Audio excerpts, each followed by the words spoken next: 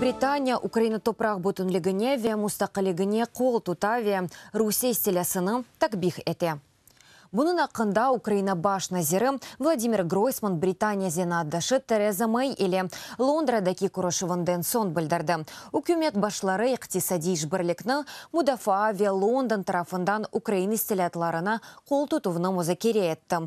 Бұндан да ғайры Брекзиттен сон сербесті жерет зонасының тешкіл етілмесі бойынша меслятларының башламаға анлаштылар. Гройсманның дегені кебі Бұйық Британияның Авропа бірлігінден чықмасы яны шарайтлерні ярата. Бұ шарайтлердей иқтисади мұнасибетлерінің темеліні тешкіл етмеге пек мұйымдыр. Украина ве Бұйық Британия арасында тыджерет миқиясы былтыр тахминин 2 миллиард долларны тешкіл етті. Илері дейсе 3,5 миллиардқа қадар артмасы мүмкін, дей Гройсман.